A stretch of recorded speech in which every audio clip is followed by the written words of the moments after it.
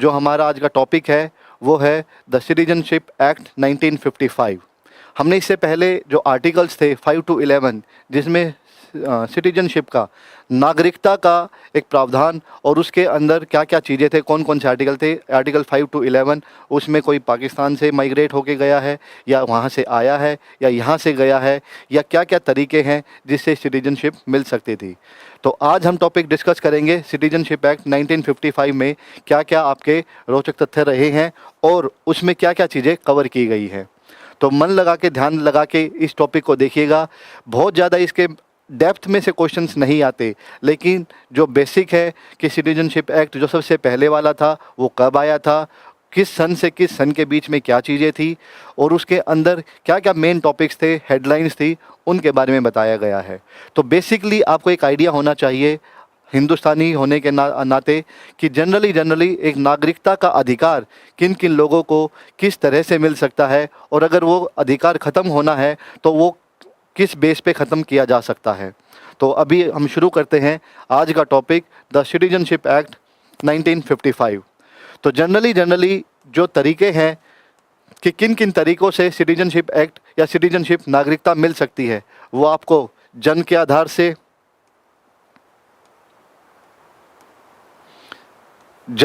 से, वंश के आधार पे, या फिर रजिस्ट्रेशन, पंजीकरण के नाम से, या फिर नेचुरलाइजेशन के नाम से, कि जो बंदा काफ़ी दिनों से, कई सालों से, जो भी उसकी रिक्वायरमेंट्स है वो हम डिस्कस करेंगे, वो कितने 10 साल 12 साल लगातार इंडिया में रह रहा है और उसका अच्छा बिहेवियर है या उसको नॉलेज है लैंग्वेज की।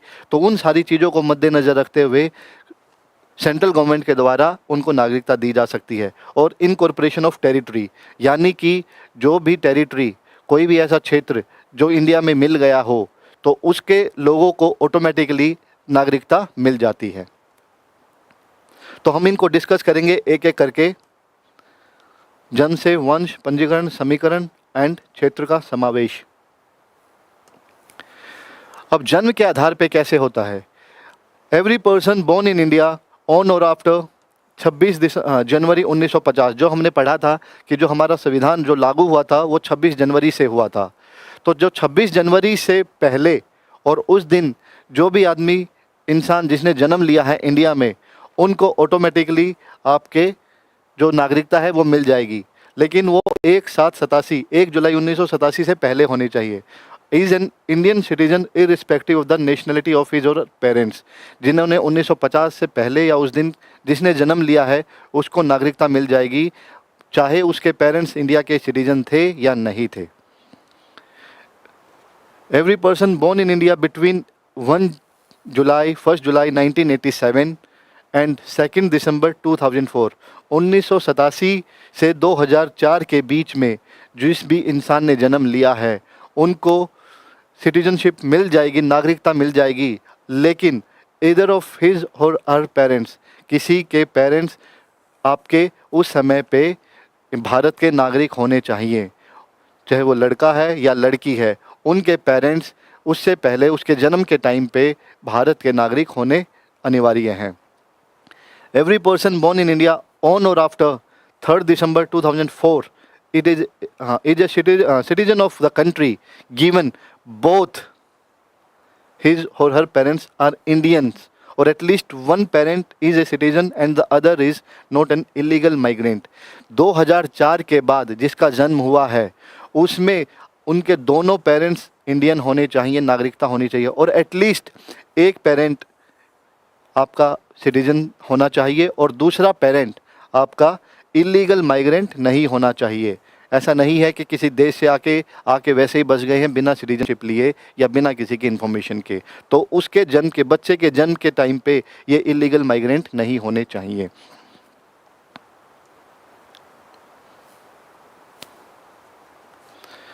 बाय डिसेंट, वंश के आधार पे, a person born outside India on और आफ्टर जनवरी 26, 1950, जैसे हमने पहले किया था 1950, 26 जनवरी 1950 से पहले और उस दिन जो भी पर्सन या बेशक इंडिया से बाहर पैदा हुआ है, लेकिन अगर वो उसके पेरेंट्स या उसके फादर अगर इंडिया से हैं और उनका जन्म इंडिया में हुआ है तो उनको भी ऑटोमेटिकली सिटीजनशिप मिल जाएगी वंश के आधार पर।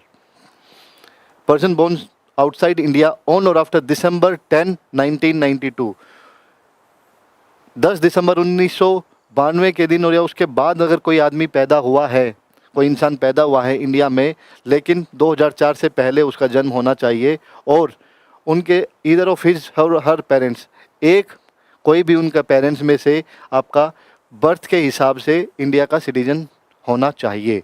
जैसे 1992 और 2004 के बीच में किसी के माता पिता में से एक का जन्म इंडिया में होना चाहिए, तभी वो उसको वंश के आधार पर सिटीजनशिप मिल सकेगी। If a person born outside India or after 3 December 2004 has to acquire citizenship, इसको सिटीजनशिप लेनी पड़ेगी। If his or her parents have to declare that the minor does not have a passport of another country. तो ये चीज़ ध्यान रखने के लिए है कि जो बंदा 2004 के बाद पैदा हुआ उसको सिटीजनशिप लेनी पड़ेगी, बताना पड़ेगा उसके पेरेंट्स को कि इसके पास, माइनर के पास किसी दूसरे देश का पासपोर्ट नहीं है। And his her birth is registered eight an Indian consulate with in 1 year of birth. जो पर्सन बाहर पैदा हुआ है 2004 के बाद और उसके पेरेंट्स इंडिया से हैं, लेकिन उसके पास जो बच्चा पैदा हुआ है माइनर के पास किसी दूसरे देश का, कंट्री का पासपोर्ट नहीं है और जन्म होने के 1 साल के अंदर अंदर उन्होंने एम्बेसी में, इंडियन एम्बेसी में, कंसुलेट में उसको खुद को रजिस्टर करवाया है, तो उसको वंश के आधार पर नागरिकता मिल जाएगी।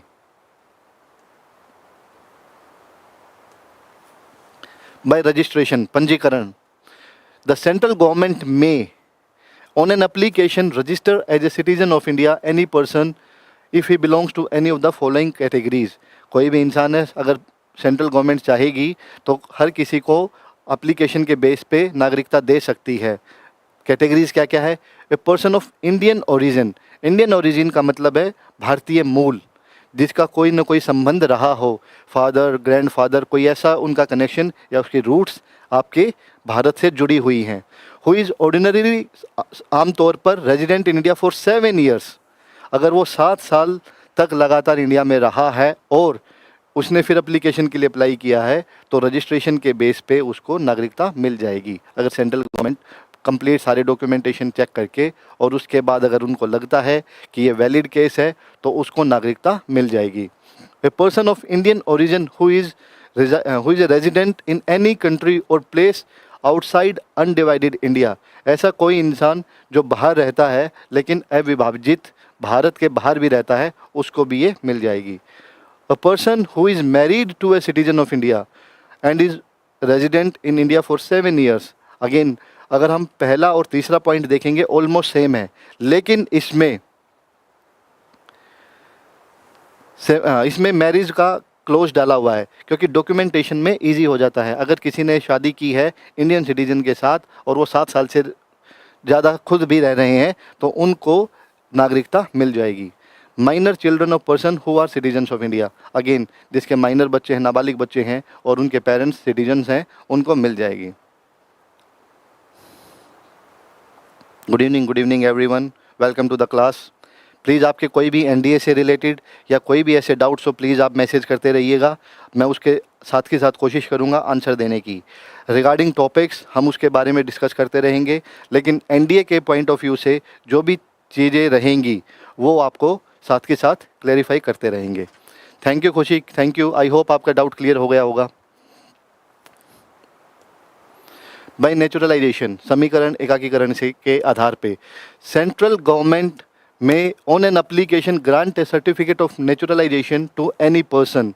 दीज कंडीशंस इंक्लूड, अगर आप जैसे हमने पहले पढ़ा था रजिस्ट्रेशन के हिसाब से, उस समय भी सेंट्रल गवर्नमेंट के हाथ में ये चीज़ें थी, अभी भी नेचुरलाइजेशन के हिसाब से भी सेंट्रल गवर्नमेंट जो आपकी है वो उन इंसान को नागरिकता प्रदान कर सकती है जो कंटिन्यूस रेजिडेंसी है, जो काफ़ी समय से रह रहे हैं।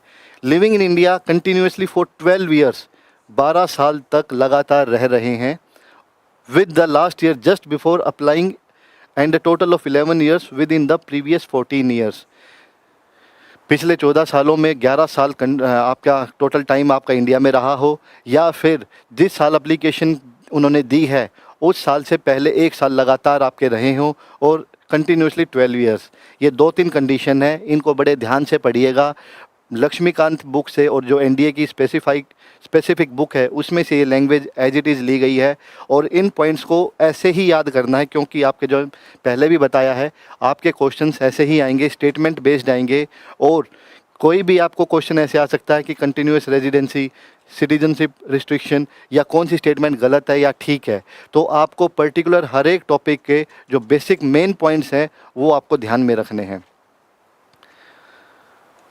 ये हम डिस्कस कर चुके हैं। सिटीजनशिप रिस्ट्रिक्शन, अब इसकी रिस्ट्रिक्शन क्या है?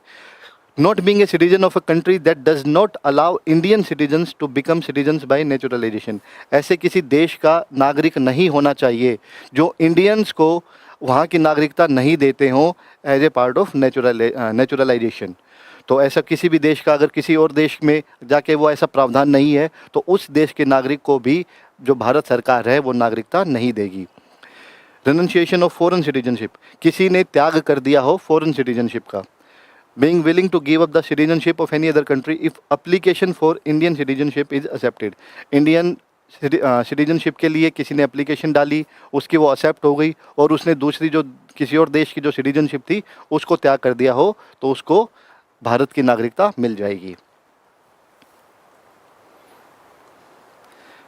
हैविंग ए गुड कैरेक्टर, ये कुछ कंडीशंस हैं, उसमें ही उनके साथ साथ इन चीज़ों का भी होना ज़रूरी है और इससे आपकी डॉक्यूमेंटेशन एंड जो नॉलेज है उस पर काफ़ी पॉजिटिव इम्पैक्ट रहेगा। Knowledge of 8th schedule language, हमने पहले भी लेक्चर में पढ़ा है जो ऑफिशियल लैंग्वेजेस हैं 22। अगर किसी इंसान को, जो हमने पहले कंडीशन पढ़ी हैं, अगर उनमें से 22 लैंग्वेज में से किसी को एक भी लैंग्वेज आती है, knowing one of the languages in the 8th schedule of the Indian constitution, जो भारतीय संविधान के अकॉर्डिंग 22 ऑफिशियल लैंग्वेजेस है, उनमें से किसी एक लैंग्वेज को भी अगर किसी को आती है तो उनको नागरिकता मिल जाएगी। इंटेंट टू रिसाइड और वर्क, अगर कोई इंसान सोच रहा है इंडिया में रहने के लिए या फिर इंडियन गवर्नमेंट के लिए काम कर रहा है या फिर ऐसी इंटरनेशनल ऑर्गेनाइजेशन में काम कर रहा है जिसका भारत खुद एक हिस्सा है, तो उनको भी पहली कंडीशंस के साथ साथ ये अगर ये कंडीशन भी है तो उसको आसानी से नागरिकता मिल जाएगी। इनकॉर्पोरेशन ऑफ टेरिटरी, जनरली क्या होता है, कोई भी फॉरेन टेरिटरी अगर किसी देश का हिस्सा बन जाती है, जैसे हमने 1962 में देखा था पुडुचेरी का, तो उस समय पे ये जब 1947 में अपना देश आज़ाद हुआ था, उसके बाद भी पुडुचेरी में हम उस टाइम पे भी पुडुचेरी आज़ाद नहीं हुआ था, लेकिन जैसे ही वो आज़ाद हुआ वो पार्ट बन गया इंडिया का और वहाँ के लोगों को नागरिकता मिल गई। तो जनरली वही बताया गया है, कोई भी टेरिटरी अगर किसी भी कारणवश देश में समावेश करती है, मिलती है, तो वहाँ के लोगों को भी वो नागरिकता मिल जाएगी। Becomes a part of India, the government of India specifies the persons who among the people of the territory shall be the citizens of India. Such persons became the citizens, जैसे मैंने बताया वो citizens बन जाएंगे from the notified date, जो भी जिस भी डेट को नोटिफिकेशन आएगी उस डेट के accordingly. For example, when Pondicherry became a part of India, the government of India issued the citizenship order 1962 under the Citizenship Act of 1955. अब कुछ स्पेशल प्रोविजंस हैं कि जो citizen of persons covered by the Assam accord, जो असम का समझौता हुआ था, क्योंकि हमने शेड्यूल्स में पढ़ा था पहले कि शेड्यूल 5-6 में जो नॉर्थ ईस्टर्न्स को कुछ अलग से कुछ कानून या उनको कुछ अलग से रिस्ट्रिक्शंस उनके लिए दी गई हैं, तो उसके अकॉर्डिंग भी 1985 में जो आपका अकॉर्ड आया था असम अकॉर्ड, उसके अकॉर्डिंगली असम के लोगों के लिए, क्योंकि जो बांग्लादेश में चले गए थे या बांग्लादेश से आ गए थे, उनके लिए एक प्रस्ताव और अमेंडमेंट पारित की गई थी। The citizenship amendment act 1985 added the following special provisions as to citizenship of persons covered by the Assam accord which related to the foreigners issue. जो उस समय के फॉरेनर जो भी उनके इशू थे उसके अकॉर्डिंगली असम समझौता हुआ था और उसमें ये चीज़ें क्लियर की गई थी। All persons of the Indian origin, ध्यान दीजिएगा, इंडियन ओरिजिन, जिनका कोई ना कोई रिलेशन रहा है इंडिया से, who came to Assam before the January 1, 1966 from Bangladesh, जो 1 जनवरी 1966 से पहले बांग्लादेश से आसाम में आए थे, इंडिया में आए थे, आसाम में आए थे और उनके कोई ना कोई रूट्स थी, उनके कोई ना कोई रिलेशन थे, फादर ग्रैंडफादर या कोई ऐसी चीज़ें इंडियन ओरिजिन के, who have been who have been residents in Assam since the date of their entry into the Assam shall be deemed to be citizen of India from the date. इस date के अनुसार वो भारत के नागरिक, आसाम के नागरिक माने जाएंगे.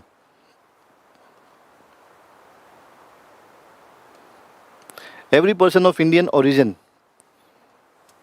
who came to Assam on or after the January 1, 1966 but before the March 25, 1971, 1 जनवरी 1966 के बाद और 25 मार्च 1971 के बीच में जो लोग इंडिया में आए, असम में आए बांग्लादेश से, उनको who has been ordinary resident in Assam since the date of his entry into Assam and who has been detected to be foreigner shall register himself. उनको विदेशी का तमगा मिला और वो अपने आप को रजिस्टर करवा सकते थे, लेकिन such a registered person shall be deemed to be a citizen of India for all purposes. हर तरीके से, हर कारण से वो सिटीजन माना जाएगा इंडिया का, लेकिन सिर्फ 10 सालों तक. उसके बाद से वो ऑटोमेटिकली कंप्लीट सिटीजन माना जाएगा इंडिया का. पहले 10 साल तक उसको विदेशी का जो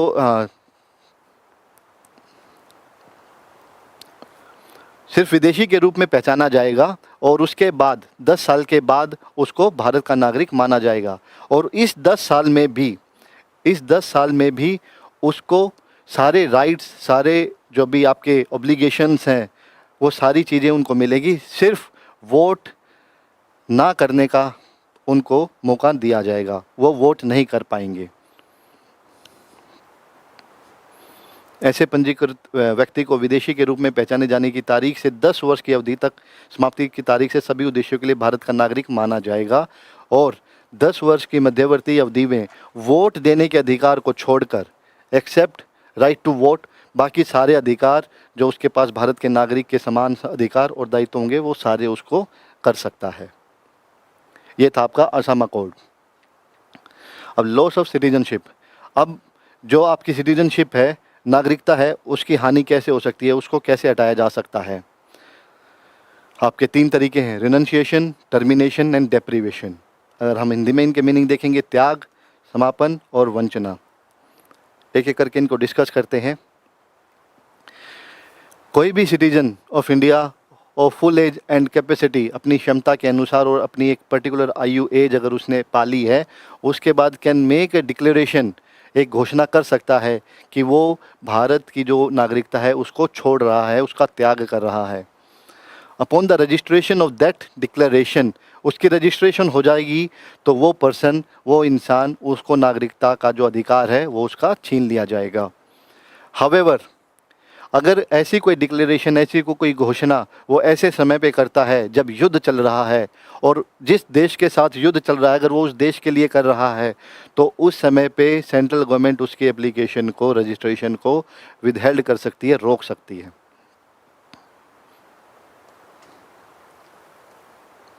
टर्मिनेशन.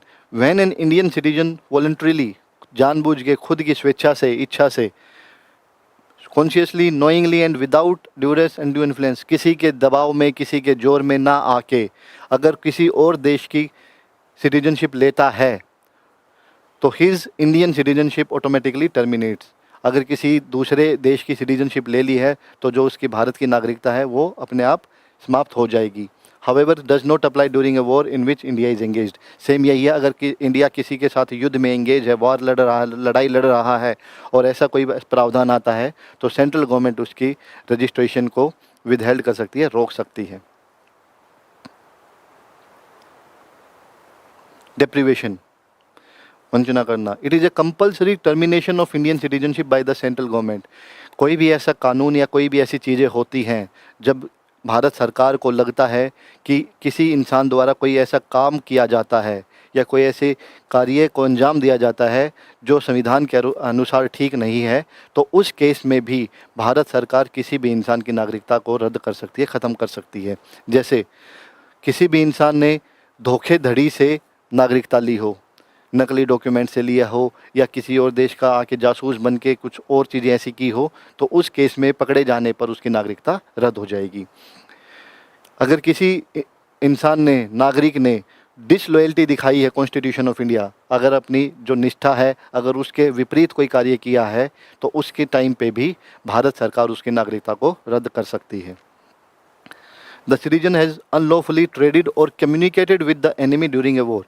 अब किसी देश के साथ लड़ाई चल रही है और किसी भारत के नागरिक ने उनके साथ किसी तरीके से कोई ऐसी इन्फॉर्मेशन का आदान प्रदान किया है जो काफ़ी आपकी सिक्योरिटी के हिसाब से गलत है, तो उस केस में भी उसकी नागरिकता को रद्द कर दिया जाएगा। Within 5 years after registration or naturalisation been imprison in any country for 2 years। कोई भी इंसान अगर किसी इस प्रोसेस से आपके रजिस्ट्रेशन और नेचुरलाइजेशन के प्रोसेस से अगर किसी को सिटीजनशिप मिली है और 5 साल के अंदर अंदर अगर उसको 2 साल की कहीं किसी जेल में उसको कोई सज़ा हो जाती है तो उस देश में भी या उस केस में भी उसकी नागरिकता रद्द हो जाएगी। The citizen has become ordinary resident out of India for 7 years continuously. अगर लगातार 7 साल तक कोई भी इंसान भारत से बाहर है और 7 साल तक इंडिया में आया ही नहीं है, अगर वो भारत सरकार के अनुसार उसको जो नागरिकता है वो ख़त्म कर दी जाएगी। तो जनरली ये बेसिक पॉइंट्स हैं कि किन किन केस पे किन किन बेसिस पे आपको सिटीजनशिप मिलती है, किस किस केस में कोई एक्सेप्शन है, असम समझौता क्या था और किस किस केस में आपकी जो नागरिकता है वो ख़त्म हो सकती है। जो हमने 3 चीज़ें पढ़ी, बाय रिनंशिएशन, डेप्रिवेशन एंड टर्मिनेशन। तो जनरली इसके बेस पे 3 चीज़ों के आधार पे, कंडीशन के आधार पे जो नागरिकता है वो ख़त्म हो सकती है। तो आज का जो हमने सिटीजनशिप एक्ट 1955 पढ़ा है उसमें हमने बेसिक डिटेल्स कवर की हैं और इससे पहले जो हमने किया था उसमें हमने जो मेजर आर्टिकल्स थे उसको डिस्कस किया था। सिटीजनशिप का जो चैप्टर है वो जनरली कंप्लीट होता है। कुछ बेसिक 1-2 टॉपिक्स हैं जिसमें 2019 की चीज़ें आई थी, एब्रोगेशन 370 आया था, तो वे कुछ चीज़ें हैं वो जनरली बिल्कुल फैक्ट्स पे और ऐसी डेट्स पे जनरली यूपीएससी और एनडीए में ऐसे क्वेश्चंस नहीं पूछे जा सकते या पूछे जाते हैं, सॉरी। लेकिन इनके बीच की जो लैंग्वेज है, किस आर्टिकल की क्या लैंग्वेज है या फिर किस कंडीशन में क्या चीज़ें दी गई हैं, अब बर्थ के हिसाब से जो लैंग्वेज है, वो सारी चीज़ें जो बेसिक पॉइंट्स है उनको बड़े फोकस से बड़े ध्यान से आप लोगों ने पढ़ना है, उनको ध्यान में रखना है क्योंकि एग्ज़ाम में क्वेश्चंस ऐसे ही पूछे जाएंगे। बिल्कुल डायरेक्ट क्वेश्चंस नहीं पूछती है यूपीएससी, लेकिन जो उनके बीच की जो लाइन्स हैं, हर एक वर्ड का जो मीनिंग है उस पर अच्छी तरह से ध्यान दीजिएगा और उसके अकॉर्डिंग ही प्रिपेयर कीजिएगा। तो जनरली हमने ये जो सिटीजनशिप टॉपिक है ये आज हमने समाप्त किया है।